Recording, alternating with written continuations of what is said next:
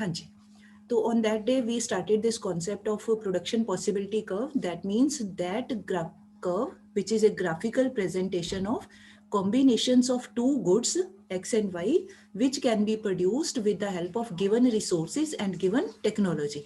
Then we covered this table and thoroughly in great detail we have discussed कि जो PPC curve है that shows us कि two goods X and Y can be produced किसकी help से, जो भी हमारे पास अवेलेबल रिसोर्सेज हैं जितनी भी क्वांटिटी में है और जो भी टेक्निक चल रही है कंट्री के अंदर, इकोनॉमी के अंदर, with the help of that technique at the most these 6 combinations can be made. A B C D E F में से कोई भी कॉम्बिनेशन बनाया जा सकता है.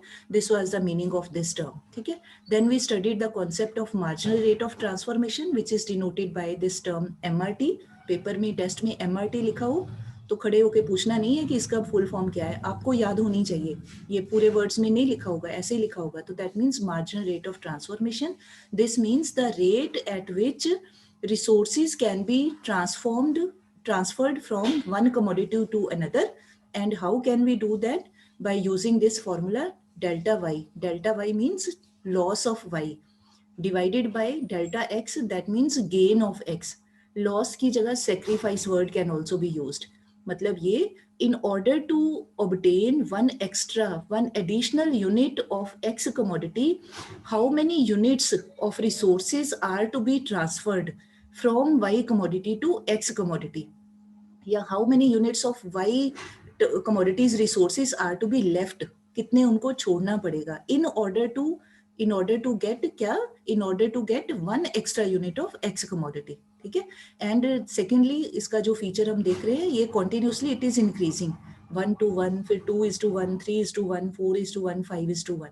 ये लगातार इंक्रीज हो रहा है, कॉन्टिन्यूसली इट इज इंक्रीजिंग. ठीक है. यहाँ तक हम लोग कर चुके थे. Then we just started this diagram. ये अभी यहाँ नहीं आना है, अपने ऊपर वाला नहीं. You just pay attention to this. I hope you will have drawn also. नहीं भी ड्रॉ किया तो बाद में आप कर लीजिएगा. तो on X axis we are showing commodity X, commodity मतलब गुड एक्स, और यहाँ पर गुड वाई. कमोडिटी वर्ड बोले, प्रोडक्ट बोले, गुड बोल दें, चीज बोल दें, सबका मतलब एक है, कोई भी चीज. ठीक है. तो अब अगर if we plot the points of that table on the graph paper, 9th 10th में आपने किया हुआ है प्लॉटिंग ऑफ पॉइंट्स, तो हमारे पास ये पॉइंट्स आ जाते हैं. ठीक है.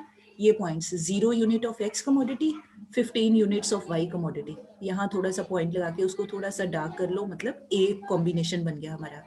Then next is B combination. आप अपने टेबल में देखो क्या लिखा हुआ है बी कॉम्बिनेशन में. एक्स का 1 यूनिट और वाई के कितने यूनिट्स हैं, 14 यूनिट्स. तो इधर से 14 के सामने पॉइंट लगाना है ग्राफ के ऊपर. Easily you will be able to draw the points, plot the points. तो यहाँ थोड़ा सा पॉइंट को डार्क करके ऊपर लिख लो बी. ये हमारा बी कॉम्बिनेशन बन गया. Then if we want to plot C combination, तो सी कॉम्बिनेशन में क्या है, 2 यूनिट्स ऑफ एक्स कमोडिटी है. यहाँ से 2 से ऊपर ले आओ पॉइंट अपना लाइन. ये 2 यूनिट्स ऑफ एक्स और वाई के कितने थे, टेबल में से चेक करिए, 12 यूनिट्स. तो ये सी कॉम्बिनेशन बन गया. फिर सिमिलरली डी कॉम्बिनेशन में क्या है, 3 यूनिट्स ऑफ एक्स कमोडिटी, ये 3 है. तो यहाँ से 3 देख लेना है. और वाई के कितने यूनिट्स हैं, अपने टेबल में से चेक करिए, 9 यूनिट्स. इधर से ये 8 और 10 के बीच में 9. क्योंकि मैंने ये कॉपी के ऊपर ही किया है ना, तो फिर पॉइंट नहीं पता चलते. ग्राफ के ऊपर easily you will be able to get. तो ये आपका डी कॉम्बिनेशन हो गया. In the same manner E combination, 4 units of X and इधर से आपने देखना है 5 यूनिट्स ऑफ वाई कमोडिटी. ये हो गया. लास्ट जो एफ कॉम्बिनेशन है उसमें देखिए ऑल 5 यूनिट्स ऑफ एक्स. ये इधर से ये x चल रही है, ये 0 1 2 3 4, ये 5 यूनिट्स ऑफ x. y का कोई भी यूनिट नहीं है ना, y की 0 है. तो ये इधर y हम वर्टिकली देख रहे हैं, तो y का 0, तो 0 के सामने ये 5 के ऊपर, मतलब पॉइंट हमारा यहीं पर ही आ जाएगा. नाउ व्हाट टू डू, अब आपने क्या करना है, now you have to join these points with free hand. तो you will be able to get this type of curve. ऐसे एक आपको इसकी शेप कैसे बनेगी, इफ वी से स्पून होते हैं, खाना खाते हैं, स्पून को उल्टा कर दो. आपको शेप्स आई थिंक साइंस में आपने किया होगा. एक होती है कन्वेक्स शेप, सीधा स्पून जिससे खाते हैं, है ना, गहरा होता है अंदर से, वो होती है कन्वेक्स शेप. और जो चपटी साइड होती है, ऑपोजिट साइड होती है स्पून की, उल्टी साइड होती है, वो शेप देखो ऐसे करके होती है, वो होती है कनकेव शेप. कनकेव. तो ये जो शेप बनेगी हमारी कर्व की, it is concave shaped curve. ठीक. कनकेव शेप की कर्व बनेगी हमारी। तो इसको फिर आपने कहीं भी एरो लगा के you can write here PPC curve, production possibility curve, और इसका सेकंड नेम है ट्रांसफॉर्मेशन कर्व। भी रिसोर्सेज जो है they can be transformed from one commodity to another, भी बजाय उनको वाई की प्रोडक्शन करने में यूज करने की बजाय now they are being used for extra units production of X commodity. ठीक है भाई, वाई में यूज नहीं किया हमने, उधर से हम छोड़ रहे हैं, we are sacrificing, we are losing, lose करना ही पड़ेगा। रीजन क्या है कि अनलिमिटेड रिसोर्सेज नहीं है, और गिवन रिसोर्सेज से हम दोनों चीजों की प्रोडक्शन को साइमल्टेनियसली बढ़ा नहीं सकते। आपका कोई पेपर हो रहा हो, एक सब्जेक्ट का पेपर है, तो उस एक सब्जेक्ट के पेपर में आप दो सब्जेक्ट्स का पेपर नहीं कर सकते एट ए टाइम, एक को ही टाइम डिवोट करना पड़ेगा। तो सेम वे जो रिसोर्सेज हैं साइमल्टेनियसली एक्स एंड वाई दोनों की production can not be increased. एक को बढ़ाना है तो दूसरे को घटाना पड़ेगा, दूसरे को बढ़ाना है तो पहले वाले को लेस करना पड़ेगा, कुछ ना कुछ करना पड़ेगा। ठीक, तो we are getting this type of shape, तो दिस इज कनकेव शेप। ठीक, अच्छा अगर यहाँ पर ऊपर देखिए ये वाली शेप मैंने बना दी दोबारा से, इसको लिख देते हैं इंक्रीजिंग MRT। इंक्रीजिंग MRT का मतलब है ये वाला जो अभी हमने किया पीछे टेबल में देखिए, ये इंक्रीजिंग MRT हो रहा है। हर बार x का एक ही एडिशनल यूनिट बन रहा है या बना रहे हैं, बट उसके लिए एवरी टाइम y के हमें more and more units are to be left by us, ज्यादा छोड़ने पड़ेंगे। तो जब इस तरह का MRT होता है तो हम अगर डायग्राम ड्रॉ करेंगे तो we will get this type of concave shape. ये जैसी ये शेप है, यहाँ तो बीच में प्लॉटिंग की हुई है, अगर सिंपली बनाना हो तो ऐसे हम सिंपल भी ड्रॉ कर सकते हैं। ठीक, तो यहाँ पर है इंक्रीजिंग MRT। अच्छा अगर आप सोच के देखो, अगर ये हमारा इक्वल होता है MRT, जैसे यहाँ पे ये किया है, ये 1 to 1, 2 to 1, 3 to 1, आप सोच के देखिए अगर सारे सेम होते, हर बार होता 1 to 1, फिर यहाँ भी 1 to 1, 1:1, 1:1, 1:1, सेम ही होता, मतलब जो कोई भी प्रपोर्शन है सेम ही होता। तो अगर सेम बनता है हमारा MRT, तो फिर उस केस में हमारी ये PPC लाइन कैसी बनेगी, it will not be in A shape of A curve, it will be straight line. ठीक है, क्यों स्ट्रेट लाइन है, क्योंकि कांस्टेंट MRT हो गया ना, भी जितना हम x का एक यूनिट बढ़ाना चाहते हैं तो y का भी एक छोड़ेंगे, x के 2 यूनिट बढ़ाना चाहते हैं तो y के भी 2 यूनिट छोड़ देंगे, x के 3 यूनिट्स बनाना चाहते हैं तो y के भी 3 यूनिट्स छोड़ देंगे, सेम तरह से चलेगा, सेम प्रोपोर्शन होगा। तो पर इन इकोनॉमी ऐसे पॉसिबल नहीं होता है, ये सिर्फ एक अंडरस्टैंड करने के लिए एक थ्योरेटिकल कॉन्सेप्ट है। भी इस तरह से स्ट्रेट लाइन भी बन सकती है PPC की, कब बनेगी, अगर हमारा marginal rate of transformation constant हो, अगर हो तो, but normally it is not like that. क्यों, क्योंकि रिसोर्सेज लिमिटेड होते हैं और कोई भी इकोनॉमी एक जैसी प्रोडक्शन नहीं कर सकती दोनों चीज़ों की, एक को बढ़ाएंगे तो दूसरे को we have to reduce, otherwise काम नहीं चलेगा। ये इस कॉन्सेप्ट का मीनिंग है। ठीक है जी, so this was all about, ये देखो ये I have written here, every time difference of X commodity is same but difference of Y is increasing, है ना, एक्स का हर बार एक एक यूनिट ही बढ़ रहा है, बट वाई का डिफरेंस हर बार बढ़ रहा है। वाई को जो हम छोड़ रहे हैं, जितने यूनिट्स छोड़ रहे हैं वो हर बार डिफरेंस बढ़ रहा है। पहले डिफरेंस आया एक का, फिर दो चीज़ों का आया, ये 15 से 14 हो गया, 14 से 12 हो गया, 2 का डिफरेंस आया, 12 से 9 हो गया, 3 का डिफरेंस आया, 9 से 5 का हुआ, 4 का डिफरेंस आया, 5 से 0, 5 का डिफरेंस आया। तो y का डिफरेंस हर बार बढ़ रहा है, x का डिफरेंस नहीं बढ़ रहा है, इट इज रिमेनिंग सेम। तो that is why we will get this type of shape. This was all about this concept of PPC। Now you please see in your book, आगे क्या दिया हुआ है, मार्जिनल रेट का मैंने पहले ही बता दिया। नेक्स्ट है प्रॉपर्टीज और करेक्टरिस्टिक्स ऑफ PPC का, very important from your final papers point of view also. हाँ जी, तो इसके है प्रॉपर्टीज और करेक्टरिस्टिक्स, मतलब फीचर्स, जिसको हम आम बोलचाल में वर्ड यूज करते हैं ना, फीचर्स। जैसे मैं आपको कहूँ कि what are the features of, physical features of your mobile phone, तो फिजिकल का मतलब आपने उसकी अंदर जो उसका प्रोग्रामिंग है उसको कुछ नहीं बताना। फिजिकल में आप कहोगे कि भाई मैम मेरे फ़ोन का कलर रेड कलर है, या it is of black colour, इसका साइज़ इतना है, इसकी शेप ऐसी है। फिजिकली तो बस यही बताएंगे ना कि देखने में कैसे है। तो ऐसे ही यहाँ पर हमने बताना है कि जो ये प्रोडक्शन पॉसिबिलिटी कर्व है, इसके क्या फीचर्स हैं।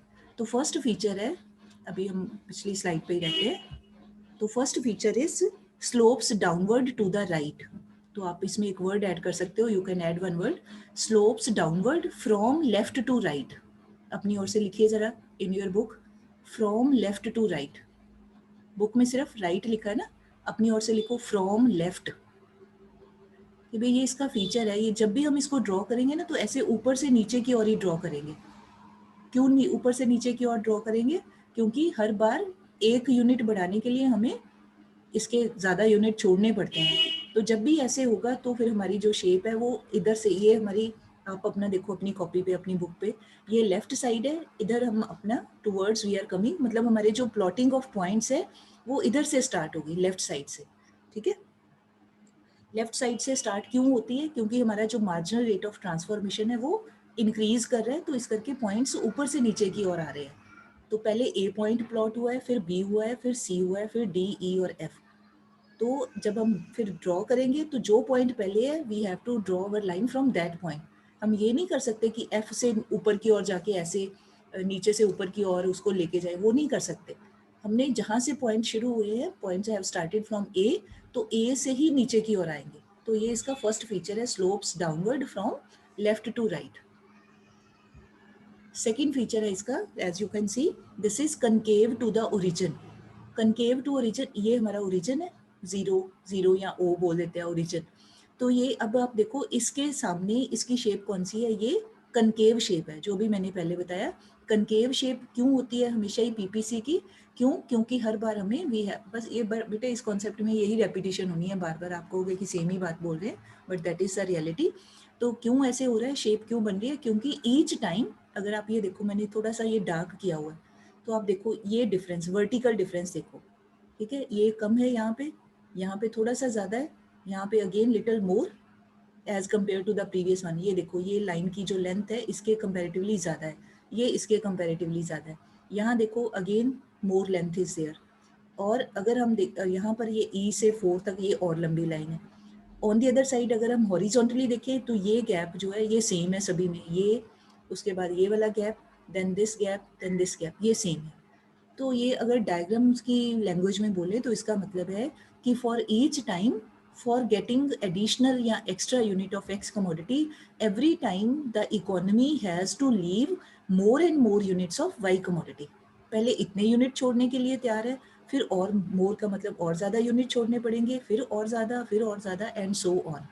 ठीक, तो जब भी ऐसा रिलेशन होगा, जो मार्जिनल रेट ऑफ ट्रांसफॉर्मेशन है दैट इज इंक्रीजिंग, तो ड्यू टू दैट इंक्रीज्ड या increasing MRT always we get concave shape. ये इसका फीचर है, इसकी प्रॉपर्टी है। ठीक, अच्छा, on the other side next जो है आपकी बुक में देखिए जरा, ये लिखा हुआ है, rightward shift of production possibility curve means growth of resources. Please check this heading, उसको जरा ठीक करिए। उसकी जगह आप ये लिख लो, बुक पे लिखना है बुक पे लिख लो, कॉपी पे लिखना है कॉपी पे लिख लो, as you feel comfortable. But paper में जब लिखोगे तो दिस वे ही आपको लिखना चाहिए। ठीक है, तो आप give the heading changes in PPC, ये लिखिए।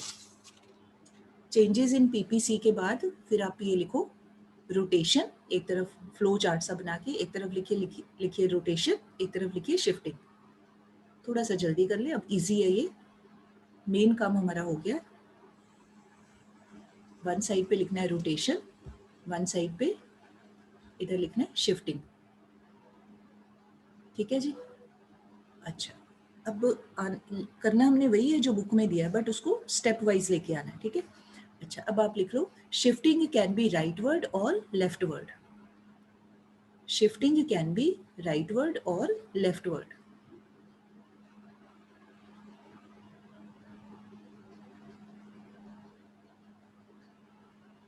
ठीक है, चलो, अब आगे का मैं ये सारी पिक्स आपको सेंड कर दूंगी क्लास के ग्रुप में, वहाँ से देख के आप बना लीजिएगा। ठीक है, क्योंकि अभी फिर टाइम लग जाना है काफ़ी, तो फिर मीटिंग फिनिश हो जाती है, काम रह जाता है हमारा। Let us understand. अब ये आपको अब तक याद हो गया होगा, एक्स एक्सिस पे every time we are showing good X, इधर वाई। तो अब जो पीपीसी कर्व है उसमें two types of changes can take place. एक तो हो सकती है शिफ्टिंग, एक हो सकती है रोटेशन। अब आपके मन में क्वेश्चन आ रहा होगा कि दोनों का मतलब क्या है। अच्छा, मान लीजिए आप अभी जहाँ भी आप बैठे हो, अभी right now attending the class, आप बेड पे बैठे हो, सोफा पे बैठे हो, चेयर पे बैठे हो, फर्श पे बैठे हो, जहाँ भी बैठे हो, आप वो जगह को छोड़ के किसी दूसरी जगह पे चले जाओ।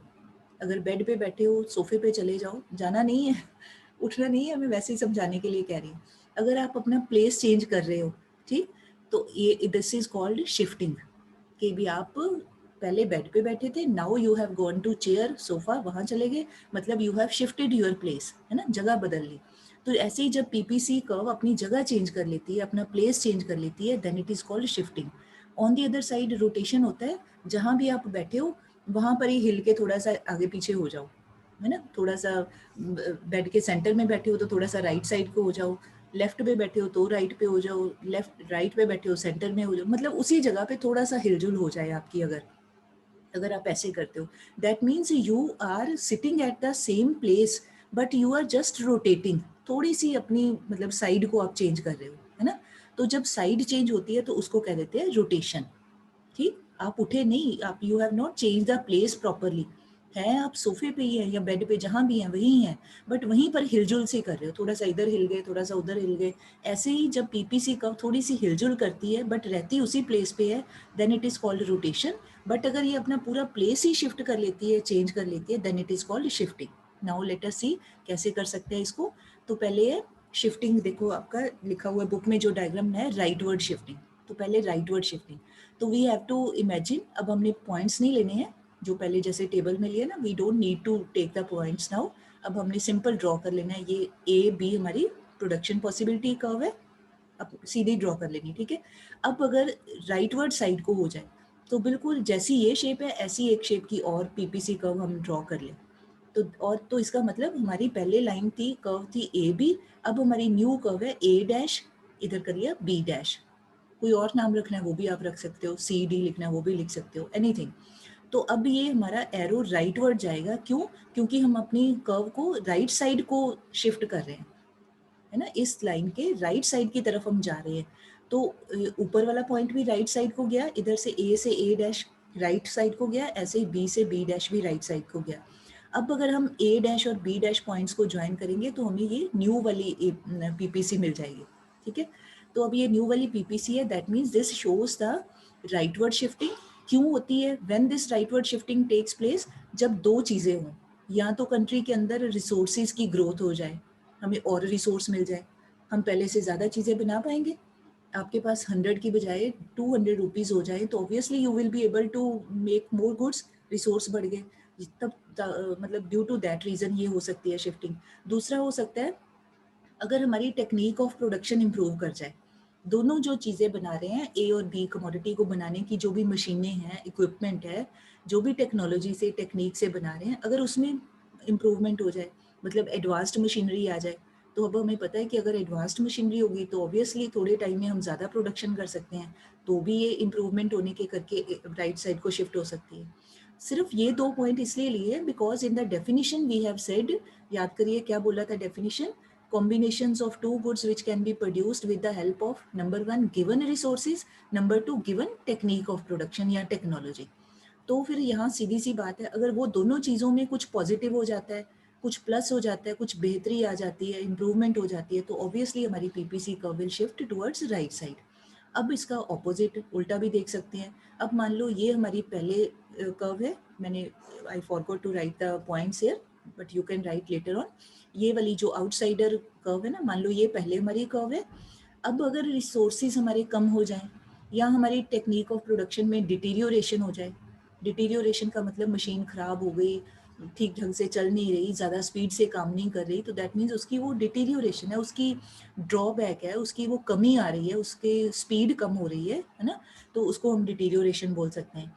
तो जब ऐसे डिटीरियोरेशन हो या हमारे रिसोर्सेज कम हो जाएं, अब रिसोर्सेज कैसे कम हो सकते हैं? मान लो कोई नेचुरल क्लेमिटी आ गई, कोई फ्लड्स आ गए, कोई अर्थक्वेक आ गए, कोई भी रीज़न, एनी रीज़न, तो अगर किसी भी रीज़न के करके हमारे रिसोर्सेज पहले की अपेक्षा कम हो जाएं या हमारी टेक्निक ख़राब हो जाए या पुरानी पड़ जाए, तो हमारी PPC will shift towards left side, ये अंदर की ओर आ जाएगी, ठीक है।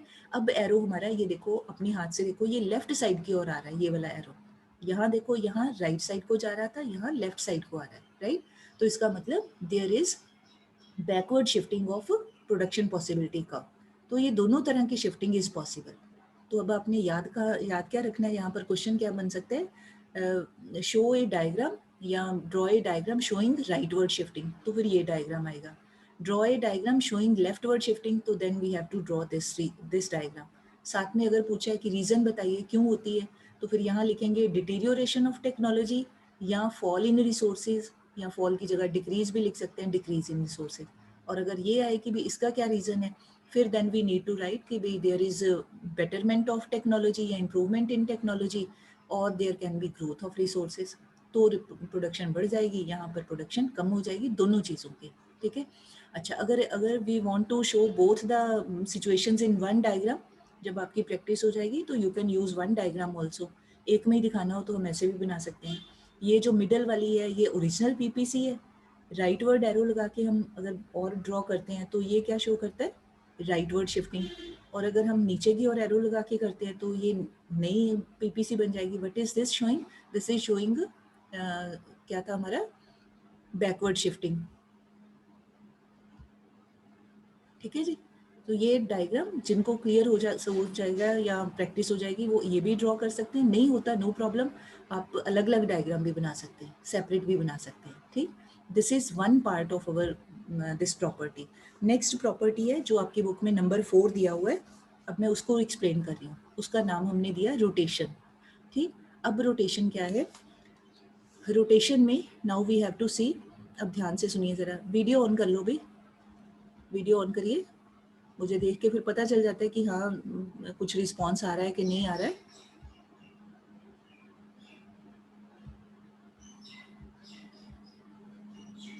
यस, तो अब ध्यान से आपने सुनना है। जो शिफ्टिंग वाला अभी हमने किया उसमें हमने दो चीज़ों को लिया, एक बोला टेक्निक में चेंज आ जाए और दूसरा बोला रिसोर्सेज में चेंज आ जाए।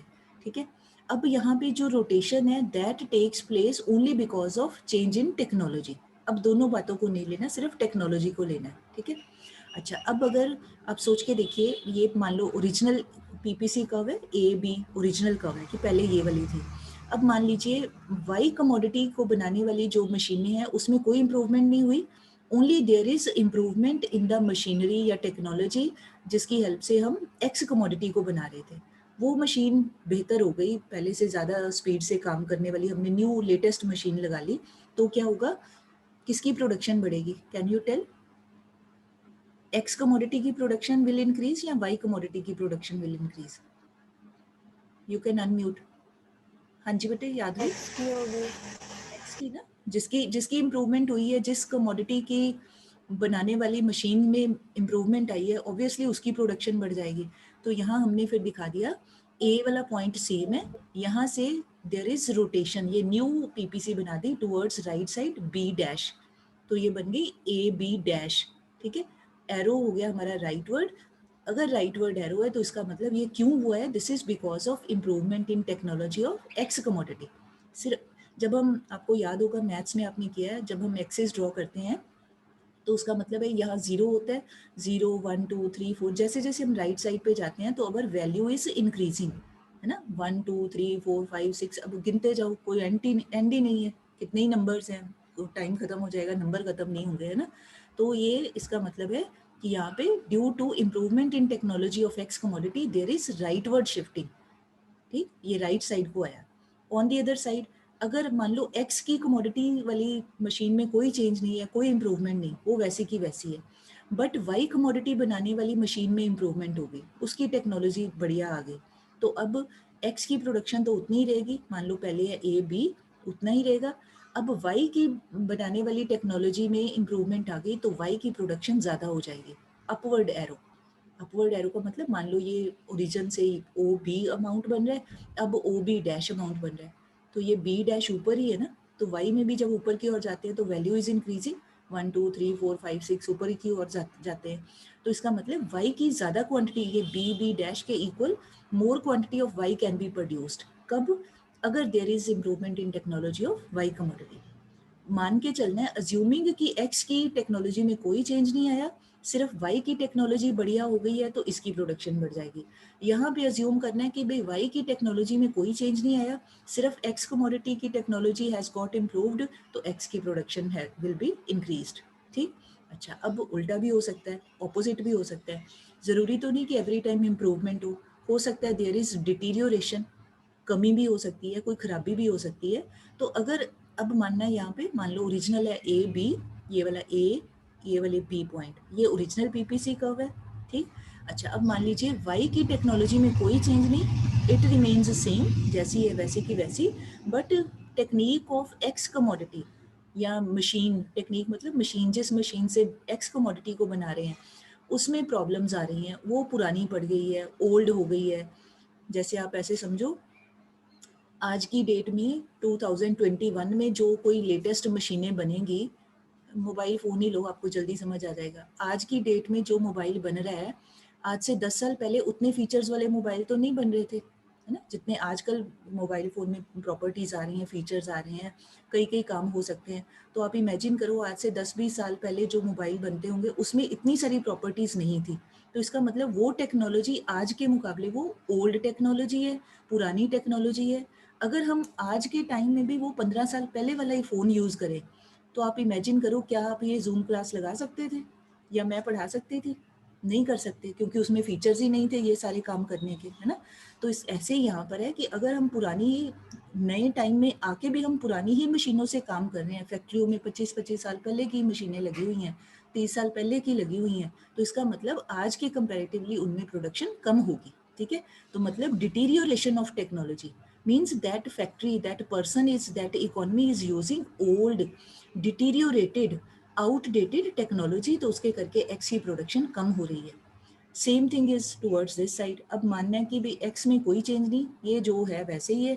अब मान लो वाई की जो कमोडिटी है, उसको बनाने वाली मशीनें, वो दे हैव गॉट डिटीरियोरेटेड, वो आउटडेटेड हो गई हैं, पुरानी पड़ गई हैं, ख़राब हो गई हैं, पुराने ज़माने की है, कुछ भी कह लो उसको, ठीक है।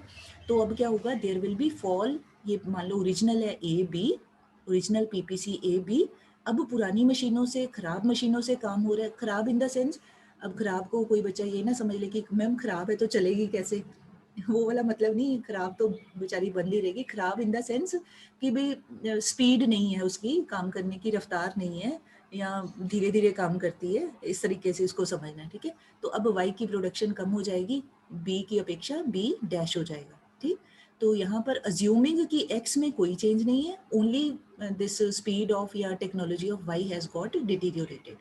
तो जब इस तरह की हो, मतलब एक साइड गिवन कांस्टेंट रहती है, कोई भी एक चीज़, चाहे एक्स हो चाहे वाई हो, बट दूसरी चीज़ की टेक्नोलॉजी में चेंज आ रहा है, तो then the concept is called rotation, ठीक है। अगर हम एक ही डायग्राम में दिखाएं ऐसे, तो ये हो सकता है अगर दोनों चीज़ों की टेक्निक बढ़िया हो जाए, तो ऑब्वियसली दोनों की प्रोडक्शन बढ़ेगी, एक्स भी बढ़ेगा, ये वाई भी बढ़ेगा। एक्स ये ओरिजिनल है, बीच वाली जो ओरिजिनल है, तो ये भी इम्प्रूव हो जाएगा। अगर दोनों चीज़ों की टेक्निक पुरानी पड़ जाए, तो बैकवर्ड हो जाएगा, ठीक। बट ये ऐसे होता नहीं है normally. At a given point of time एक ही चीज़ की टेक्नोलॉजी पहले इम्प्रूव होती है, मतलब साइमल्टेनियसली क्यों नहीं होता कि इतने रिसोर्सेज ही नहीं है। अगर टेक्निक इम्प्रूव हो भी जाए, तो डिपेंड तो इस बात पे करता है ना कि producers are they able to spend money on the new machinery simultaneously, वो हो नहीं पाता है। इतना खर्चा कोई भी प्रोड्यूसर हो, कोई भी हो, इवन मुकेश अंबानी भी हो, आपको कि वो कहे कि मैं अपने सारे जितने भी अपना फैक्ट्रियां हैं, सब में सारी मशीनें एक ही टाइम पे चेंज कर लूँ, उसके लिए भी पॉसिबल नहीं है। सब कुछ इकट्ठा नहीं हो पाता है, तो थोड़ा थोड़ा स्टेप बाय स्टेप काम होता है। तो जैसे ही स्टेप बाय स्टेप होता है, तो इसका मतलब एक चीज़ की प्रोडक्शन बढ़ती है, दूसरे की डिटीरियोरेट हो जाती है, ये मतलब है इसका, ठीक। सो ये आपकी बुक में ऐसे हेडिंग दिए हुए हैं, उसकी बजाय आपने इस तरीके से करना है, ये आपको सेपरेटली भी क्वेश्चन आ सकते हैं। कंटेंट वही है, जो लिखा मैंने वही बताया, बट वे ऑफ प्रेजेंटेशन थोड़ा सा और तरीके से बता दिया। नाउ नेक्स्ट इज, ये सारा मैंने बता दिया, जो लेफ्ट वर्ड रोटेशन है, राइट वर्ड, ये सारा कुछ कर लिया हमने। Now next is we will do on Monday, because only 1 minute's time is left, so I will not be able to cover even the introductory part, तो rest we do on Monday। थोड़ा सा ही है, ये थोड़ा time इस करके लग रहा है because you people are studying all this for the very first time, तो थोड़ा थोड़ा सा मुझे फिर आराम से ही चलना पड़ रहा है।